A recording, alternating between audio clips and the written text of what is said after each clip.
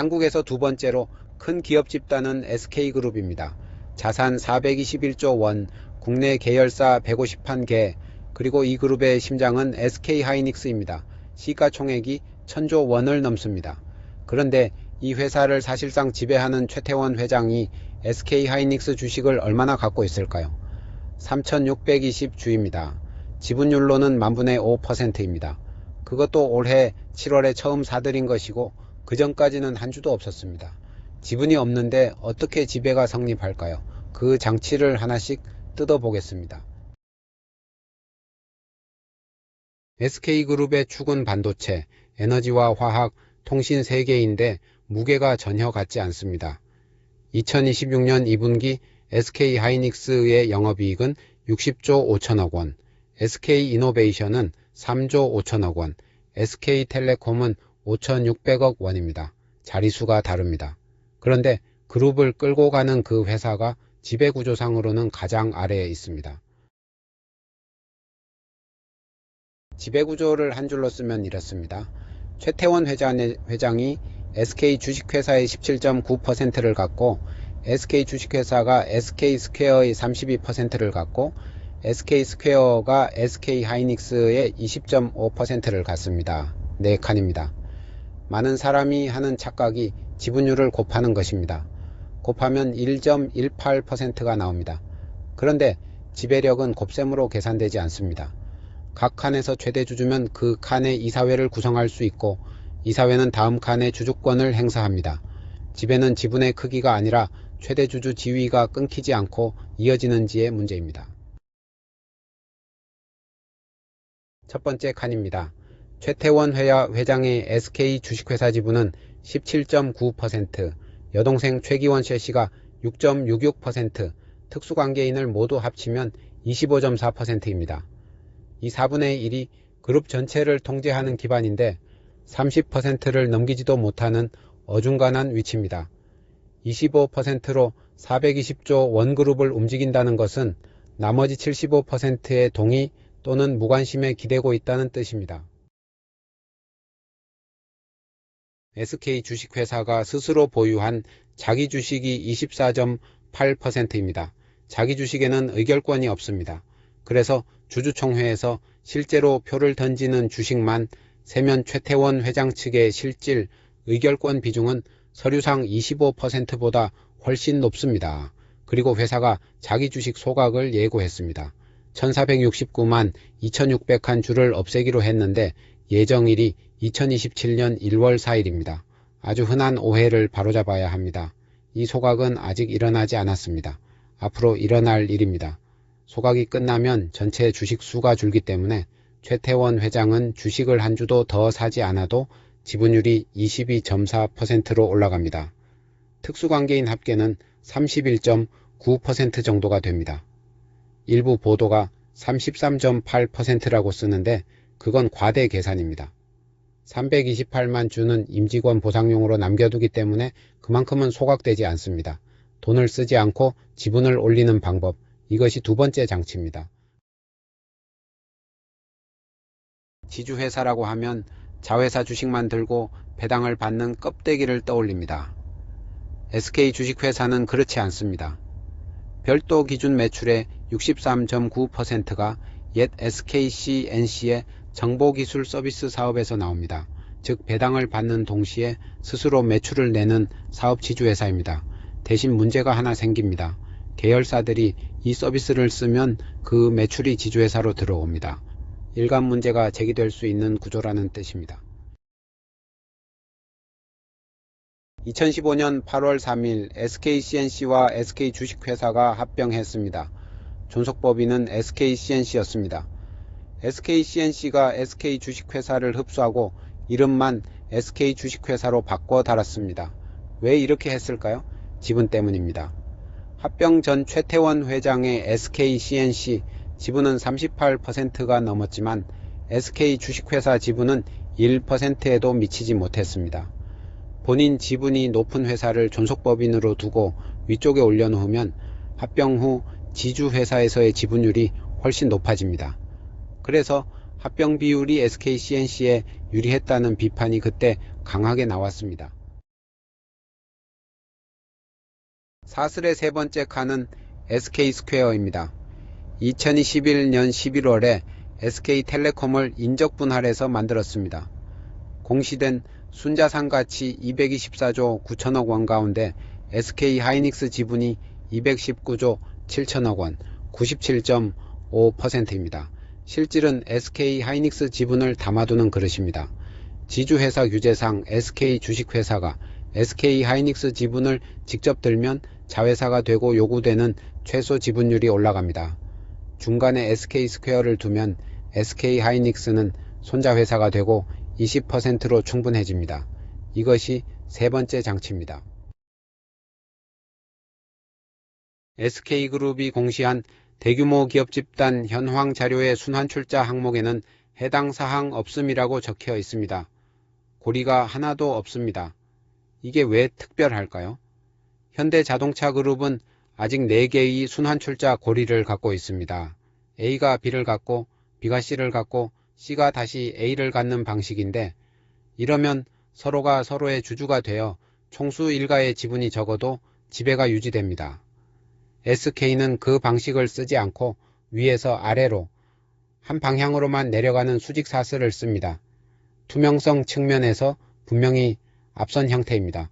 그런데 대가가 있습니다. 지주회사에는 순환출자 대신 행위 제한 규정이 붙습니다. 그중 핵심이 이겁니다.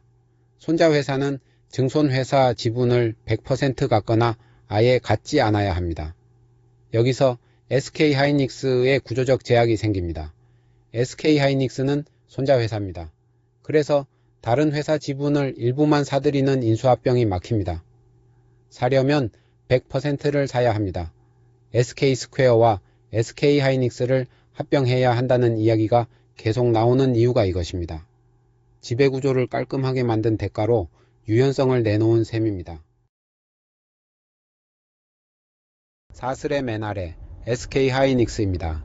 2026년 2분기 매출 79조 3천억 원, 영업이익 60조 5천억 원입니다. 그런데 조심해야 할 숫자가 하나 있습니다. 같은 기간 순이익이 93조 9천억 원입니다. 영업이익보다 순이익이 큽니다. 투자자산 평가이익 63조 3천억 원이 섞여 들어간 결과입니다. 장부상 평가액이 오른 것이고 현금이 들어온 것이 아닙니다. 시가총액은 1163조 원이고 올해 6월에는 사상 처음으로 코스피 1위에 올랐습니다. 기억할 것은 이겁니다. 지배구조상 가장 아래에 있는 손자회사가 그룹 이익의 대부분을 만듭니다. 꼬리가 몸통보다 무거운 구조입니다. 반도체 이야기만 하면 그룹의 절반을 놓칩니다. SK 주식회사가 52%를 갖고 있는 SK이노베이션입니다. 2024년 11월에 SKE&S를 흡수 합병했습니다.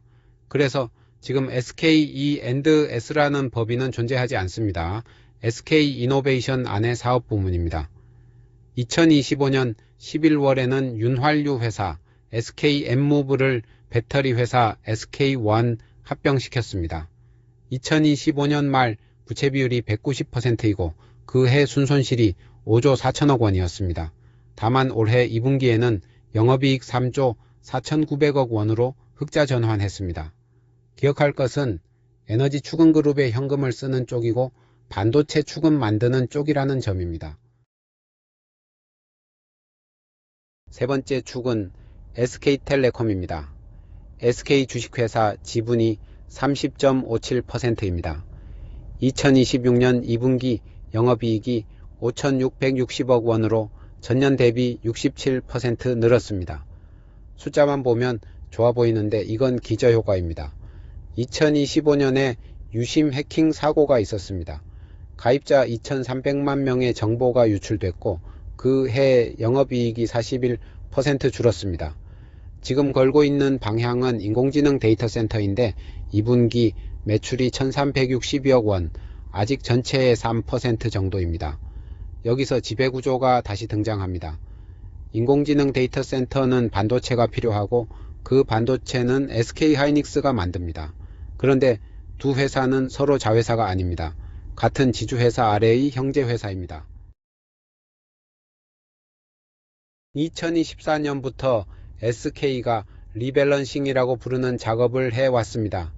계열사 수가 219개에서 151개로 줄었습니다. 13조 원어치 자산을 정리했고 연결 순차입금은 63조 원에서 49조 6천억 원으로 줄었습니다. SK스페셜티 지분은 100%에서 15%로 SK바이오팜은 64에서 50%로 낮췄습니다. 상장 자회사는 30%만 유지하면 지배가 유지됩니다. 올해 7월에는 반도체 웨이퍼 회사 SK실트론 70.6%를 두산에 2조 3천억 원에 팔았습니다. 총수익 스와프 구조 때문에 공정거래위원회 제재를 받았던 회사인데 그 사건은 작년 6월 대법원에서 최태원 회장 측 승소로 끝나 제재가 전부 취소됐습니다. 반대로 SK 에코플랜트 상장은 무기한 보류됐습니다.